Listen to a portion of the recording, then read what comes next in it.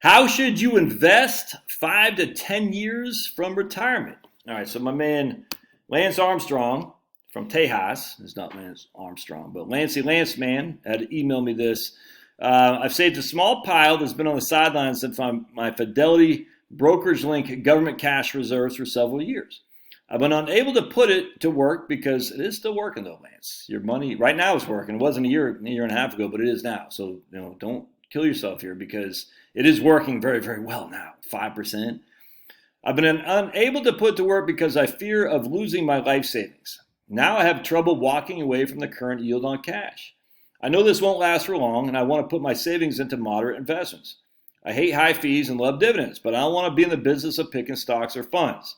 Now, I don't want a bunch of investments either, 100%, man. You mentioned someone else probably needs to manage my money because my emotions prevent me from doing anything but saving. You mentioned funds like Wellington, Puritan, Balanced Fund, and even discuss your views on long-term treasuries. Some of these may be a good opportunity today. I thought you could do a video discussing the range of conservative to moderate investments for those of us 5 to 10 years from taking anything out. All right, so let's dive into this because I just got off the phone, just right now with these people, and lots of money in the TSP fund, and that's just their government bond fund. And everybody's been crapping on the G fund for years. And I said, dude, the G fund's a catch me out because there's no downside risk. And so this lady, for instance, had 1.3 million in the G fund. Is paying 3.625 now. So she's getting $50,000 a year of interest guaranteed on the G fund. And I told her, I said, just think, and we'll call her Missy. I said, Missy, just think if you would have retired in the end of 2021 and rolled that G fund over to an intermediate bond fund, all right, you would be down 14%. 14%. All right, so the reason I say this is there a need to get out of the G fund? Or my man here, Lance, is there a need to get out of the money market? Have you actually crunched the numbers to see how you're going to shake out? So with Missy and her worser half, we'll call them Bob and Missy. They're about 10% stocks, 90% G fund, and they're crushing because they're like getting so much money on the G fund because they've been working, saving money for decades now. If you won the game, stop playing. Now they're about ready to retire, and so this is a little bit different for Lance. But it's like, how do you know you need to be more than the money market account if it's paying 5%? Now, at some point, the money market account won't be paying 5%, but it is right now. So you were satisfied with the money market account for when the money market account wasn't doing anything because your emotions were scaring you to death. Why would that change now, Lance? Why would that change now? If you were to put the money into a stock investment, for instance, or even a moderate investment, stocks and bonds, now you're leaving 5% on the table and you're going to go into an investment that has volatility. You think you're going to be less emotionally constrained? No, you're going to be more so because you had 5%, not guaranteed, but right now it's pretty much guaranteed, at least for the time being. Certainly that could change. So just because you're 5 to 10 years out of retirement doesn't mean that you should move anything. It means who you are as an investor. I'm 53, just turned 53. I got 25% of my money in cash, 25% of my money in long-term government bonds, and 50% of my money in stocks. My wife is 49, so we're still long-term investors. I'm getting 5% of my cash. I think my long-term government bonds have a serious upside. And in the interim, I'm still getting about 3, 4, I think it's 4% right now in the yield on the long-term government bonds. And I think there's some serious upside potential there if the rates do go down. And my stocks will do whatever stocks will do. For me, that's a perfect portfolio because I got enough cash that's paying me enough interest rate that they can help pay the bills if things go south. And I still got some debt. And I just know if things go south in a big way and my stocks go, my cash won't. And I can use that cash to make ends meet. There's no reason that you have to violate your emotional stance to say, well, I should be 60-40. Well, not necessarily. Not necessarily. Now, with that said, I want to show you guys something here. Check this out. Here's a Vanguard portfolio allocation models, and you can see right here, if this is 2021, you're in 2022 now.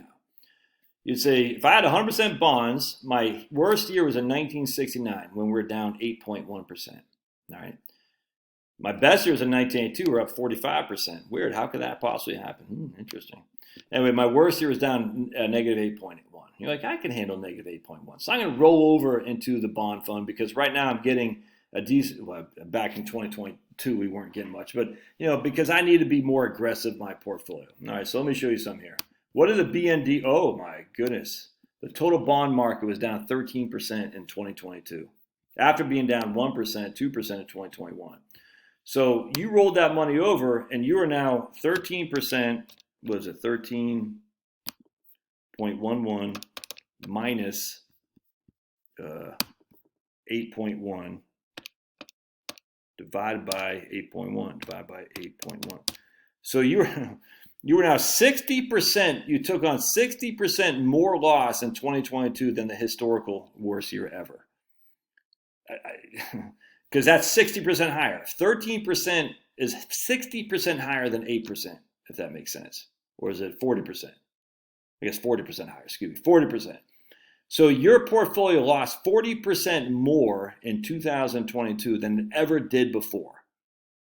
Tell me that's not crazy. Yes, it is. It's crazy. So you're like, well, yeah, but Josh, I could have gone to, here's a balanced portfolio.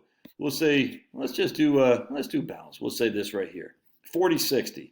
My worst year was 1931 at negative 18%. Well, yeah, guess what happened in 1981? We also had almost 10% deflation. So let's look at Wellesley Fund as an example. And we say, what's the ticker is VW Vinic, V Winks. We're going to winks at you like Sniffy Joe winking at that little, oh, what a freaking peed. Why is that guy not in prison? Sniffy Joe needs to be in prison for his issues with young girls. Let's put it that way. All right, anyway, so here, 2023, Wells is only down 9%, so not nearly as bad as what I anticipated. But still, are we out? So you could say, look, 18%, I don't want to lose that. But that was in 1931. Now we're in 2021. I'm not going to lose that much money, and yet we did. We lost, basically 9% of our portfolio in 2022. Let's see, year-to-date returns on Wells, YTD return. Let's see what Wellesley's done so far year-to-date. And again, I'm not a big fan of Wellesley anymore because the Wellington Group has gone woke, and they can kiss my big fat hiney. But year-to-date, Wellesley is up 2.44%. So it hasn't even made enough income or enough to make up for last year's loss, and yet cash is now paying 5. So the issue we have to contend with is, why do we need the growth on our portfolio? Now, if you need some growth, like I need some growth. I can't sit here at 150,000, 300,000, $1 million, 15,000. I don't care how much you have. I can't sit there and only get 2% a year in income. You know what I'm saying? I need some growth, and so I'm willing to take some stock risk. I am. But you don't have to do this. If you can make buy on just whatever money you got, $500,000 at 5%, that's $25,000 a year of income. You reinvest that, it's compounded now.